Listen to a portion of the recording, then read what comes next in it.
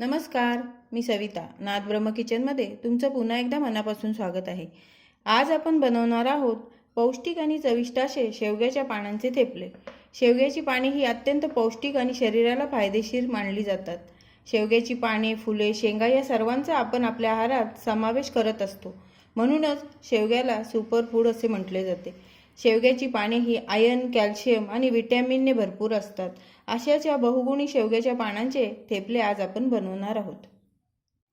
थेपले बनवण्यासाठी मी इथे 2 वाटी गव्हाचं पीठ घेतलेलं आहे, 1 वाटी मल्टीग्रेन पीठ आहे, अर्धी वाटी बेसन पीठ आहे आणि 1 मोठी वाटी भरून मी शेवग्याची पानं घेतलेली आहेत.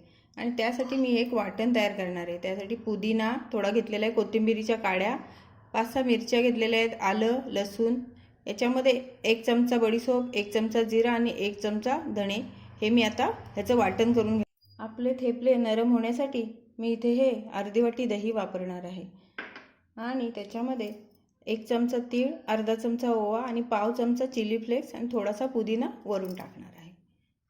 आपण घेतलेली पिठं आता सर्व चाळून घेऊया. पीठ छान चाळून झालेलं आहे. त्याच्यामध्ये आपण आता तीळ, ओवा, चिली फ्लेक्स घेतलेले ह्याचे टाकून घेऊया याच्यामध्ये सर्व आणि छान मिक्स करून घेऊया. शेवग्याची पानं थोडी उग्र असतात ना, म्हणून आपण ती थोडी शिजवून घेणार आहोत.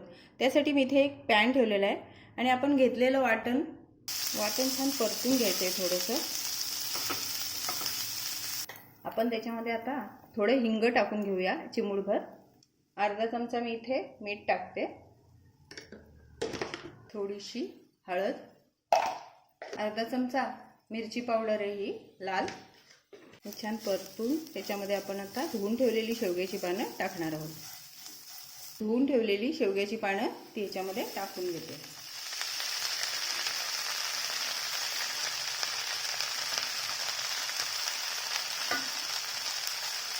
मिक्स करून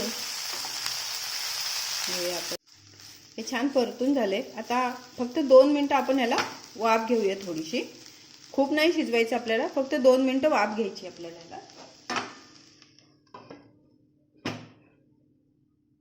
2 मिनिटं शेवग्याच्या पानांना आपण वाफ घेतलेली आहे. आता आपण ते ह्या पिठामध्ये टाकून घेऊया, छान मिक्स करून घेऊया. त्याच्यामध्येच हे घेतलेलं दही आहे ना, ते सुद्धा आपण याच्यामध्ये टाकून घेऊया.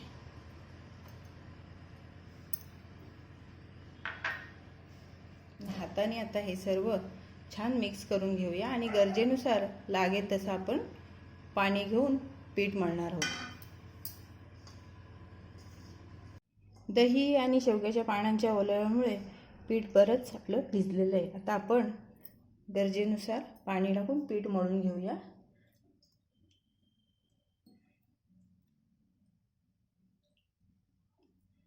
सॉफ्ट असं पीठ मळायचं आपल्याला थेपल्यांसाठी. मऊ पीठ मळलं तर आपले थेपले एकदम नरम होतात छान. पीठ छान मळून झाले. आता आपण ते 15 मिनिटासाठी बाजूला ठेवून देऊया. आपल्या पिठाला 15 मिनिटं झालेली आहेत. आपण आता थेपले करायला घेऊया.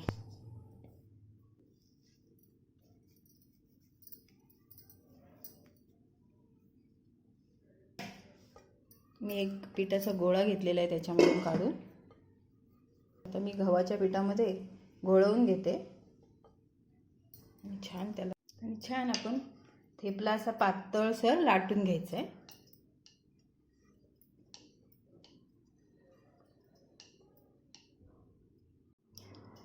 असा पातळसर आपण थेपला लाटून घेतलेला आहे. आता आपण तो शेकवून घेऊया. तवा गरम झालेला आहे आपला. आपण त्याच्यावर आता हा थेपला टाकून छान शेकून घेऊया दोन्ही बाजूने. खरपूस असं त्याला दोन्ही बाजूनी सुंदर एकदम असं आपण शेकून घ्यायचं आहे.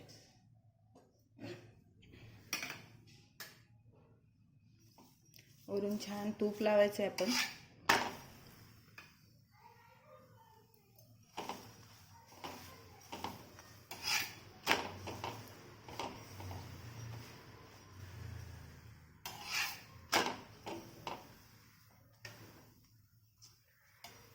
असेच मी सर्व थेपले करून घेते.